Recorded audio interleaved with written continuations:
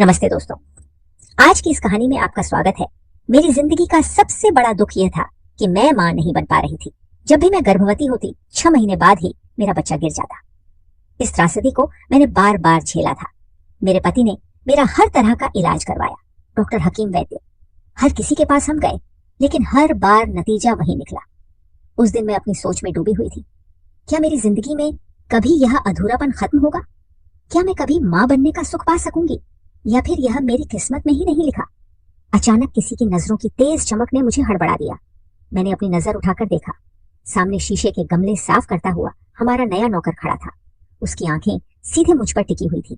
वह इस तरह मुझे देख रहा था मानो मेरे अंदर तक झांक लेना चाहता हो। जैसे ही मेरी नजर उस पर पड़ी, वह छुप गया। उसने फौरन अपनी नजरें झुका ली और फिर से गमले को साफ करने में लग गया। लेकिन उसकी आंखों में जो कुछ था वह मुझे बेचैन कर गया। क्या वह मेरी तकलीफ को समझ गया था, या फिर उसने सिर्फ यूं ही देख लिया था? कुछ दिन पहले ही हमारा पुराना नौकर काम छोड़कर चला गया था और उसके बाद मेरे पति ने नया नौकर रखा था। वह नौकर लगभग 24 से 25 साल का था और घर के छोटे मोटे कामों के साथ साथ ड्राइवरी भी करता था। मेरे पति ने उसे खासकर मेरे कामों के लिए रखा था। मुझे जहां भी जाना होता वहीं नौकर मेरी गाड़ी चलाने और मुझे साथ लाने का जिम्मा निभाता था। शुरुआत में मुझे इस बदलाव में कोई खास फर्क नहीं महसूस हुआ था, लेकिन जल्दी ही मैंने एक अजीब बात महसूस की। जब मैं गाड़ी की पिछली सीट पर बैठी रहती तो वह नौकर बहाने बहाने से मुझे घूरता रहता। मुझे पता था कि वह जानबूझकर मुझे देख रहा था, लेकिन जैसे ही मैं उसकी तरफ देखती वह फौरन अपनी नजरें घुमा लेता। मैं नहीं समझ पा रही थी कि यह उसकी नजरें मेरे प्रति क्यों बदल रही थी, या फिर मैं किसी और वजह से ही उसे बेचैन कर रही थी। लेकिन यह स्थिति मुझे और अधिक असहज करने लगी थी, खास तौर से जब मेरे पति के साथ घर में होने वाली बातचीत बढ़ी। मेरी बीमारी ने उसे मुझसे दूर कर दिया था। वह मुझसे तंग आ चुका था। मेरी यह परेशानी, बार बार गर्भपात होना, उसे भी मानसिक और भावनात्मक रूप से थक चुका था। हम दोनों के बीच अब वह प्यार और समझदारी नहीं रही थी जो पहले हुआ करती थी। वह ज्यादा देर तक मेरे साथ नहीं रह पाता था और घर की बातों में भी कुछ ना कुछ उलझन रहती थी। मेरे पति को मेरे इस हालात के चलते गुस्सा और परेशानी होने लगी थी और मैं महसूस कर रही थी कि अब वह मुझसे बेजार हो चुका था। मुझे अपनी ही असहाय स्थिति पर घिन महसूस होती थी। एक ऐसी महिला जिसके पास सब कुछ था, दौलत, शोहरत और एक अच्छा पति, फिर भी वह बच्चा नहीं जन्मा सकती थी। मैंने महसूस किया कि दुनिया मुझसे दूर हो रही थी। जब भी मैं किसी पार्टी या महफिल में जाती, खासकर महिलाओं के बीच, तो मुझे महसूस होता कि वे मुझसे दूर हो जाती थी। मुझे ऐसे महसूस होता जैसे मैं कोई अछूत हूँ। खासकर प्रेग्नेंट औरतें मुझे ऐसे देखती जैसे मैं कोई डायन हूँ जिससे उनका बच्चा मर जाएगा। मुझे पता था कि लोग मुझे इसीलिए बर्दाश्त करते थे क्योंकि मेरा पति एक बड़ा बिजनेसमैन था। उसकी पहचान और पैसे के कारण लोग मुझे नजरअंदाज नहीं कर सकते थे। लेकिन सच यह था कि मेरी बीमारी और बार बार होने वाले गर्भपात ने मुझे समाज से दूर कर दिया था। लोग मुझसे बात तो करते थे, लेकिन दिल से नहीं। सिर्फ मेरे पति के पैसे और तात्कालिक फायदे के लिए मेरे पास आते थे। जब भी मैं किसी पार्टी में जाती, मुझे साफ महसूस होता था कि औरतें मुझसे ठीक से बात नहीं करती थी। वे मुझसे दूर रहने की कोशिश करती थी, जैसे मेरा होना उनके लिए किसी मुसीबत का कारण हो। सबको यह पता था कि जब भी मैं गर्भवती होती, 6 महीने के बाद मेरा बच्चा गिर जाता था। यह किसी औरत के लिए बहुत बड़ी परेशानी होती है। जब एक औरत अपने पेट में अपनी औलाद को महसूस करती है, उसकी धड़कनें और उसकी हलचल, तो वह उससे गहरे रिश्ते में जुड़ जाती है। फिर जब अचानक वह सब कुछ खो देती है, तो यह उसके लिए बहुत दर्दनाक होता है। यह दर्द शारीरिक ही नहीं, मानसिक और भावनात्मक भी होता है। औरत के लिए यह स्वीकार करना मुश्किल होता है कि वह अपनी संतान को जन्म नहीं दे सकती। बार बार ऐसा होने से आत्मविश्वास भी खत्म हो जाता है। मैंने अपने आंसू पोंछे और घर में करने के लिए मेरे पास कोई काम नहीं था, क्योंकि हर काम के लिए नौकर थे। इसीलिए मैं हमेशा अपनी ही सोच में खोई रहती थी। रात को जब संजय घर आता तो मेरा चेहरा देखकर उसके माथे पर चिंता के निशान लगते थे। संजय मेरे बाबा के साथ काम करता था। मैंने उसे पहली बार मेरे बाबा के ऑफिस में देखा था और फिर मेरे बाबा ने ही इसे मुझसे शादी के लिए कहा। इस पर संजय को कोई एतराज नहीं था। हम दोनों की शादी को 7 साल हो गए थे। इस समय में मैंने 4 बार गर्भ धारण किया, लेकिन हर बार मेरा बच्चा गिर गया। संजय ने मेरे इलाज के लिए हर कोशिश की, कोई भी तरीका नहीं छोड़ा। मुझे विदेश भी लेकर गया, लेकिन मेरी बीमारी का कोई इलाज नहीं मिला। अब तो संजय भी मुझसे परेशान रहने लगा था। वह मुझसे कहता था, 7 साल हो गए हैं, लेकिन मैं अब थक चुका हूँ। इतनी सारी जायदाद है, लेकिन इसका कोई वारिस नहीं है। मुझे आगे की कोई उम्मीद नहीं है। मैं क्या करूंगा? इतनी संपत्ति का अगर मैं मर गया तो सारा कुछ दूसरों के हाथों में चला जाएगा। आज भी मैं गुमसुम बैठी उसकी बातें ही सुन रही थी। उसे क्या कह सकती थी? पिछले 3 साल से वह मुझे ऐसे ही बातें सुना रहे थे, लेकिन मैं बिल्कुल खामोश थी। इसकी बातों का मतलब अच्छी तरह से जानती थी जो वह चाहता था। मैं इसकी इजाजत उसे किसी कीमत पर भी नहीं दे सकती थी। वह 3 साल से मुझे दबे दबे लफ्जों से कह रहा था, लेकिन आज तो जैसे उसने मुझे साफ कह दिया था। कहने लगा, मैं दूसरी शादी करना चाहता हूँ। मैं रोने लगी। संजय, ये क्या कह रहे हो? मैंने उसका हाथ पकड़ लिया। मैंने कहा, ऐसा मत करो। तुम क्या समझते हो औलाद कि ना होने का गम सिर्फ तुम्हें है, मुझे नहीं है? मैं अपनी औलाद खो देने के बाद लोगों के इतने घटिया रवैया को भी बर्दाश्त करती हूँ, और ऊपर से तुम मुझ पर एक और जुल्म करने के लिए कह रहे हो। मेरे घर में सौतन लाना चाहते हो? संजय को मुझसे मोहब्बत थी। शायद यही वजह थी कि पिछले 7 सालों से वह मुझे यह बात कहते हुए कतरा ही रहा था। लेकिन वह था तो एक आदमी ही, और वह कुछ भी कर सकता था। मैं अपने घर में किसी भी दूसरी औरत को बर्दाश्त नहीं कर सकती थी, ना ही अपना पति किसी के साथ बांट सकती थी। मुझे बस इसी बात का डर था। वह कहने लगा कि तुम औरतों के पास यह प्लस पॉइंट है कि जरा सी बात पर रोकर अपना दिल का बोझ हल्का कर लेती हो। लेकिन बताओ मैं क्या करूं? मुझे औलाद चाहिए, वह भी हर हाल में। मैंने अगर और साल बर्बाद कर दिए तो और मुश्किल हो जाएगी। मैंने कहा, संजय, तुमने जैसा चाहा मेरा इलाज करवा दे रहे हो, अभी जो चाहे कर लो। मैंने कभी इनकार तो नहीं किया, लेकिन मुझे इस तकलीफ में मत डालो। इस बार उन्होंने अपना हाथ मेरे दोनों हाथों से खींचा और उठकर बाहर चले गए। मैं पूरी रात रोती रही। सुबह मेरी आंखें बहुत ज्यादा सूजी हुई थी। संजय मेरे उठने से पहले ही जा चुके थे। मैं कमरे से बाहर आई तो नौकर मुझे नाश्ते का पूछने लगी। मैंने कहा, मुझे कुछ नहीं खाना, बस एक कप चाय दे दो। मैं हॉल के सोफे पर ही बैठ गई थी, जहां वह नौकर शीशे की टेबल और गमले को कपड़े से साफ कर रहा था, और मेरी आंखें देखकर कहने लगा कि आपको कोई मसला है, आपके साथ कोई परेशानी है, आप क्यों हर वक्त इतनी उदास रहती हैं? मैंने अजीब अंदाज से उसे देखा। मैंने कहा, अपने काम से काम रखो। मैं कैसी हूं कैसे नहीं, तुम्हें कोई जरूरत नहीं है इस बात में इंटरेस्ट लेने की। उसने अपने कंधे उचका और गहरी सांस ली। दोबारा से गमला साफ करने लगा। नौकर ने मेरे सामने चाय का कप रख दिया और फिर चले गए। मैंने चाय का कप पकड़ा और पीने लगी।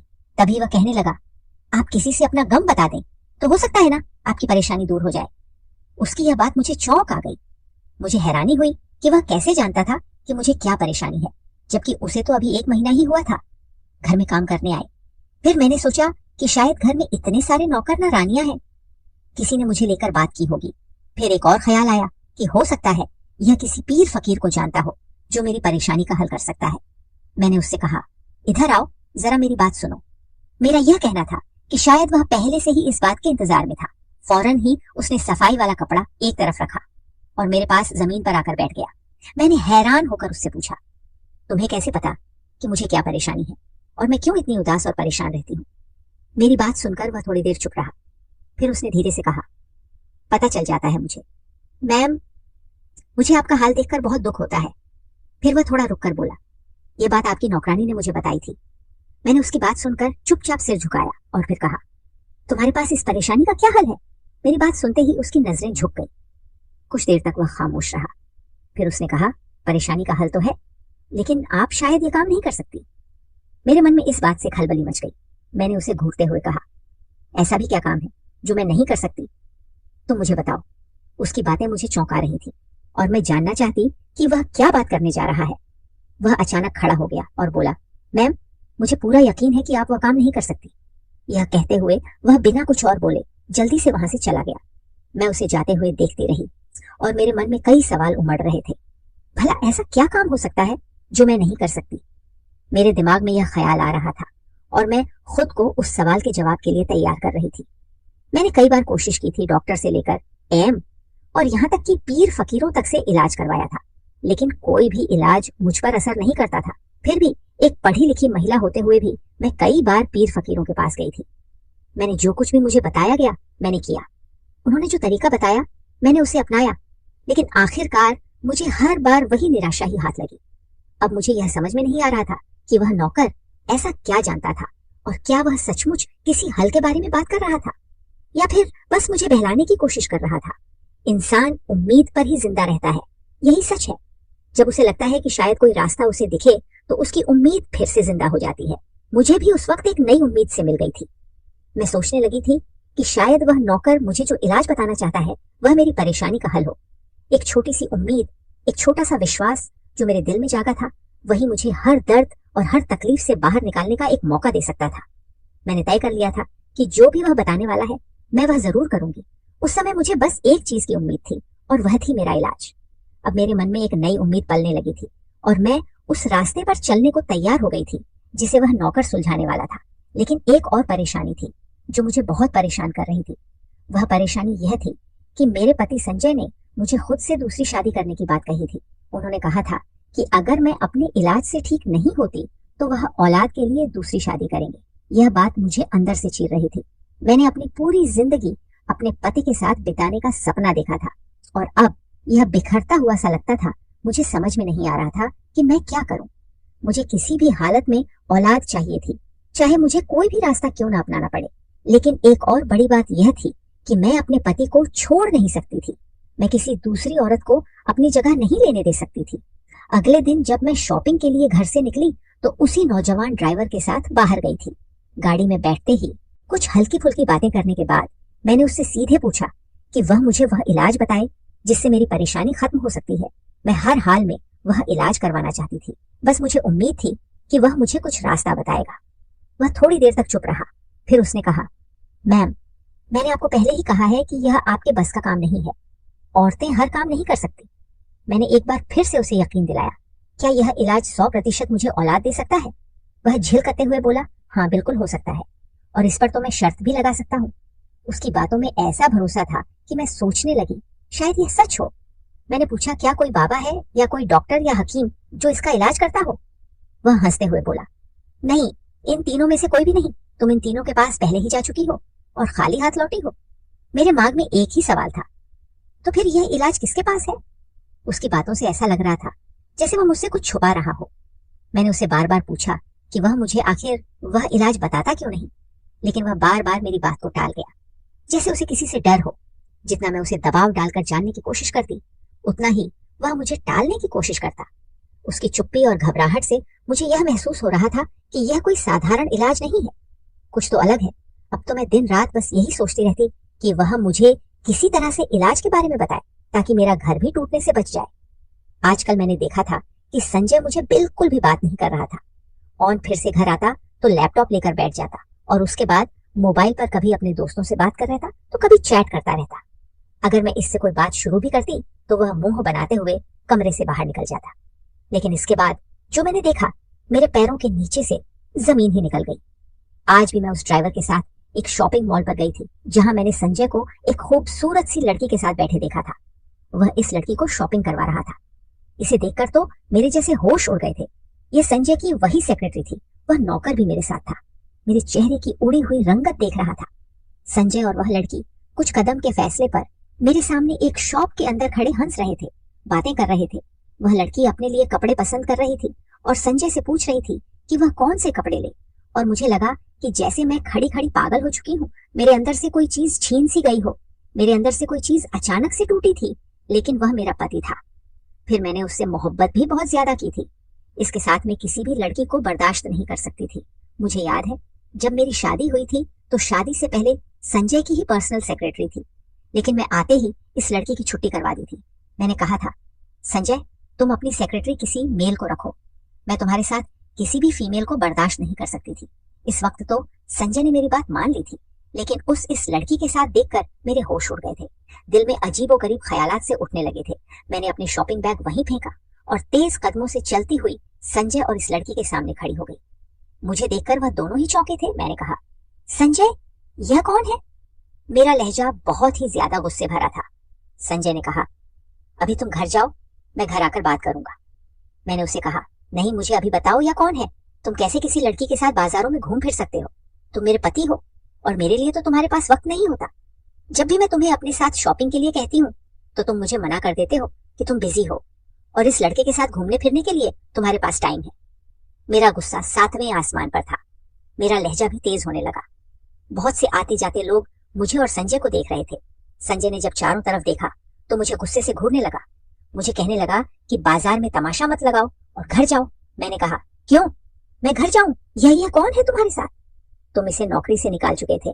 फिर इस लड़की को गुस्से से कहा कि निक तुम यहाँ से, और अगर दोबारा तुम संजय के साथ नजर आई तो मैं तुम्हारा गला दबाकर तुम्हें जान से मार डालूंगी।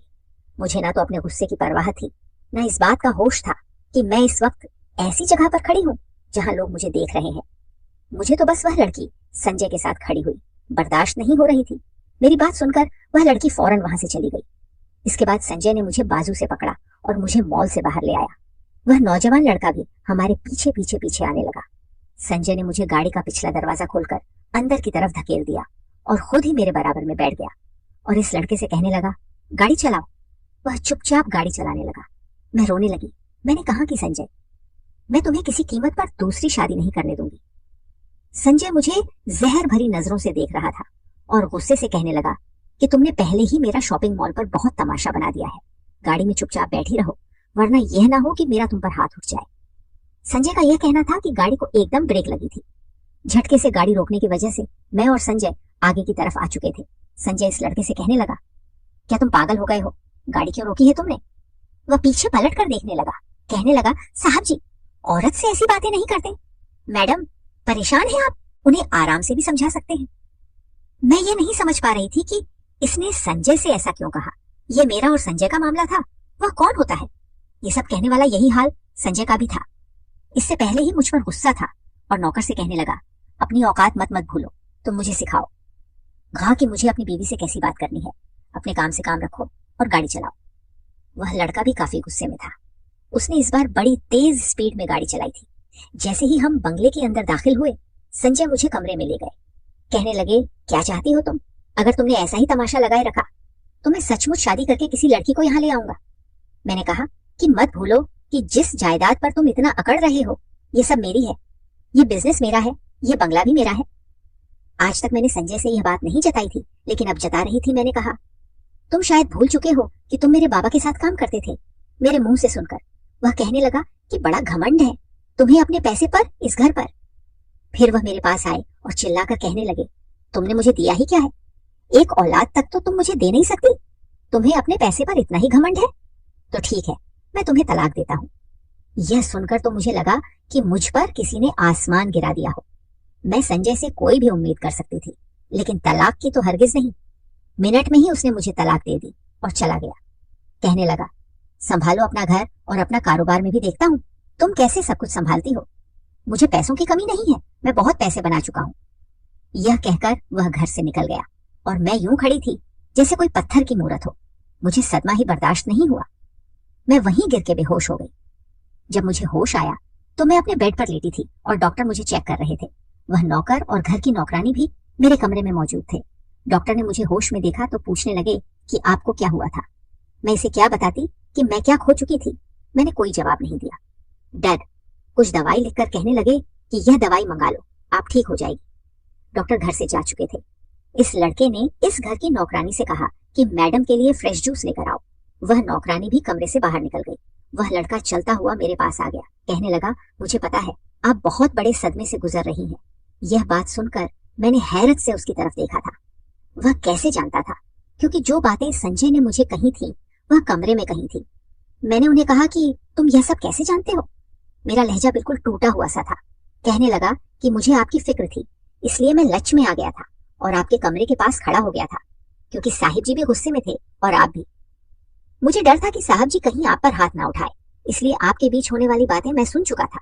मैं रोने लगी। मैंने कहा, अगर मेरी औलाद होती तो संजय मुझे कभी ना छोड़ता। वह कहने लगा कि अगर आप इलाज कराए तो आपको औलाद हो सकती है। मैंने कहा, अब मैं क्या करूंगी? कैसे इलाज करवाऊंगी और किसके पास जाऊंगी? संजय ने तो मुझे तलाक दे दिया है।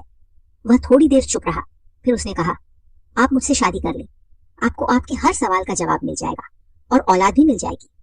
यह सुनकर मैं हैरान रह गई। पहले जब मैंने उससे इलाज के बारे में पूछा था तो वह हमेशा इनकार करता रहा था। अब जब संजय ने मुझे तलाक दे दिया है तो वह कह रहा था कि अगर मैं उससे शादी कर लूं तो मुझे औलाद भी हो जाएगी। मेरे सिर में उसकी बातों का गूंजने लगा था। क्या यह सच हो सकता था? मेरी पूरी दुनिया जैसे उलझ सी गई थी। मैंने उसे कमरे से बाहर भेज दिया, लेकिन पूरा दिन यही सोचते हुए बीत गया कि क्या यह सही होगा। अगर मैं उसकी बात मान लूं तो क्या मुझे औलाद मिल सकती है? गुस्से में आकर संजय ने मुझे तलाक दे दिया था, लेकिन अगर यह लड़का सही में मुझे औलाद दे सकता है तो शायद कोई हर्ज नहीं होगा। अगर मुझे औलाद मिल गई तो मैं उससे तलाक ले लूंगी और फिर से संजय से शादी कर लूंगी। संजय को भी तो सिर्फ औलाद चाहिए थी और अगर वह मुझे मिल जाती तो वह मुझे अपना लेंगे। क्योंकि उनकी चाहत वही थी। लेकिन इस सब के बीच मुझे एक सवाल परेशान कर रहा था। क्या मुझे सच में इस लड़के पर भरोसा करना चाहिए और उसकी शर्त माननी चाहिए? मैंने इस नौकर से कहा। मुझे तुमसे शादी करने में कोई दिक्कत नहीं है। यह सुनकर वह खुशी से झूम उठा। उसी शाम मेरी शादी सोहन से हो गई थी, जिसका नाम आज मुझे पहली बार पता चला। मैं बहुत ज्यादा तैयार नहीं हुई थी, क्योंकि यह मेरी कोई ख्वाहिश नहीं थी, बल्कि यह तो एक मजबूरी की शादी थी। रात को जब वह मेरे कमरे में आया तो मेरा दिल तेजी से धड़कने लगा, लेकिन यह डर की धड़कन थी, मोहब्बत से नहीं।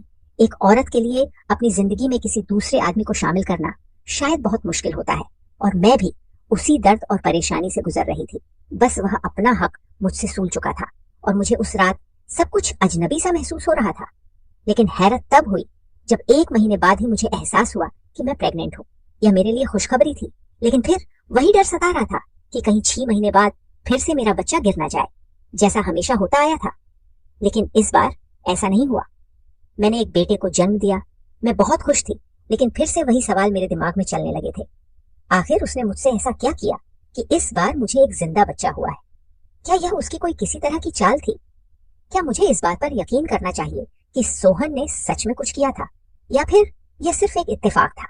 मैंने सोहन से इस बात का जिक्र किया तो वह मुस्कुराकर कहने लगा, आपको औलाद चाहिए थी, वह मिल गई है, तो फिर क्यों परेशान हो रही है?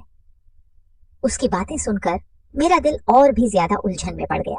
मैंने फिर कहा, ऐसा करो, मुझे तलाक दे दो, मैं तुम्हारे साथ नहीं रहना चाहती हूँ। ये सुनकर उसने मुझे बड़े गुस्से से देखा। मैंने फिर कहा, मैं संजय से मोहब्बत करती हूँ। मैंने तुमसे सिर्फ औलाद के लिए शादी की थी। मैं देखना चाहती थी कि क्या वाकई तुमसे शादी करने से मुझे औलाद हो जाएगी, क्या मैं माँ बन सकती हूँ या नहीं। और अब मैं माँ बन गई हूँ। अब मुझे तुम्हारे साथ नहीं रहना है। वह मुझे बड़े गुस्से से देखता रहा, फिर बोला, जिस धोखेबाज के साथ आप रह रही थी वह खुद ही आपसे नहीं चाहता था। हर 6 महीने बाद वह आपको ऐसी दवा देता था जिससे आपका बच्चा खत्म हो जाए। यह सुनकर मैं हैरत से उसे देखने लगी। मैंने कहा, तुम झूठ बोल रहे हो। वह कहने लगा, मैं सच कह रहा हूँ। आपके पति ने आपसे सिर्फ पैसों के लालच में शादी की थी। उनके पास जरिया कम था और वह एक कामयाब बिजनेसमैन बनना चाहते थे, लेकिन आपको वह सिर्फ एक साधन की तरह इस्तेमाल कर रहे थे। वह आपसे मोहब्बत नहीं करते थे। मोहब्बत तो उस लड़की से करते थे जिसे आपने मॉल में उनके साथ देखा था। आपके पति ने सिर्फ आपके पैसे का इस्तेमाल किया है और इस पैसे से उन्होंने ठीक ठाक रकम इकट्ठी कर ली है। आपको ना तो औलाद चाहिए थी और ना ही आपका साथ चाहिए था। उसकी बातें मेरे लिए एक झटका जैसी थी। मैं पूरी तरह से हिल चुकी थी, क्योंकि जो कुछ भी उसने कहा वह बहुत चौंकाने वाला था। मुझे यकीन नहीं हो रहा था कि जो इंसान में अपने साथ था वह इतना झूठा और बेरहम हो सकता है। उसने मुझे फोन थमा दिया जिसमें एक वीडियो थी। वीडियो में अजय फोन पर उस लड़की से बातें कर रहा था और वह कह रहा था, अब मैं कामयाब हो गया हूँ। मेरे पास इतनी दौलत है कि अब ना तो मुझे तुम्हारी जरूरत है और ना ही तुम्हारे किसी एहसान की। सोहन कहने लगा, ये सब बातें मैंने जब भी यहाँ नौकरी शुरू की थी तब सुनी थी, इसलिए मुझे आपसे हमदर्दी हो गई थी। कब यह हमदर्दी प्यार में बदल गई मुझे खुद भी नहीं पता। आप बिल्कुल ठीक कह रहे हैं, आपका पति ही आपके साथ वफादार नहीं था। अब क्या आप इस आदमी के साथ रहना चाहती हैं? सोहन यह कहकर कमरे से बाहर चला गया। मैं उसकी बातों पर सोचने लगी और फिर महसूस किया कि मेरी जिंदगी में अब कुछ बदलाव आ गया था। अब मैं उसी के साथ रहने लगी थी, क्योंकि जो आदमी मेरे साथ जबरदस्ती नहीं रहना चाहता था उसके साथ रहने का कोई फायदा नहीं था। मेरे लिए यह फैसला आसान नहीं था, लेकिन जब इंसान खुद को नजरअंदाज कर चुका हो तो उसे किसी और के साथ रहकर अपना जीवन फिर से संजीवनी देना सबसे सही रास्ता लगता है। सोहन ने मुझे समझा, मुझे सहारा दिया और अब मैंने महसूस किया कि शायद मेरे लिए यही सही था। कहानी का यह मोड़ मेरे लिए एक बड़ी शिक्षा लेकर आया। मैंने सीखा कि हमें कभी भी अपने आत्मसम्मान और खुशियों को दूसरों की उम्मीदों पर नहीं छोड़ना चाहिए। हम अपनी जिंदगी के फैसले खुद लें, क्योंकि सिर्फ हम ही जानते हैं कि हमें क्या चाहिए और हमारे लिए क्या सही है। जब मैं संजय से प्यार करती थी तब मैंने अपनी पहचान को खो दिया था। मैं सोचती थी कि अगर मैं औलाद पैदा कर सकती हूँ तो सब ठीक हो जाएगा, लेकिन मैंने महसूस किया कि खुद के लिए जीने का मतलब किसी को साबित करने का नहीं होता, बल्कि खुद से प्यार करने का होता है। सोहन से शादी करने के बाद मुझे यह समझ में आया कि किसी के साथ रहने का मतलब ये नहीं होता कि हमें अपनी जिंदगी के बाकी हिस्सों को समझौते के रूप में जीना पड़े। हमें अपने हक में फैसले लेने का अधिकार होता है और हमें उन फैसलों पर अडिग रहना चाहिए जो हमारी खुशियों के लिए बेहतर हो। मैंने यह भी सीखा कि किसी के साथ धोखा खा जाने का मतलब यह नहीं होता कि हम अपनी पूरी जिंदगी किसी के साथ बर्बाद कर दें। हमें अपने आत्मसम्मान को हमेशा प्राथमिकता देनी चाहिए और जब कोई रिश्ते में नहीं रहना चाहता तो हमें उसे छोड़ने का साहस जुटाना चाहिए। यह कहानी मुझे यह भी सिखाती है कि जीवन में संघर्ष और परेशानी से निकलने के बाद हमें अपने आपको पहले से ज्यादा प्यार करना चाहिए। यह खुद से प्यार करने का समय होता है और यही वह बिंदु होता है जहां हम अपनी खुशियों को खोज सकते हैं। तो दोस्तों, आपको यह कहानी कैसी लगी कमेंट करके जरूर बताएं। अगर आपको यह कहानी पसंद आई हो तो इसे लाइक करें और अपने दोस्तों के साथ शेयर करें। आगे भी ऐसी ही रोमांचक कहानियों के लिए हमारे चैनल को सब्सक्राइब करें और बेल आइकन दबाना ना भूलें ताकि आप हमारी कोई भी कहानी मिस ना करें। धन्यवाद।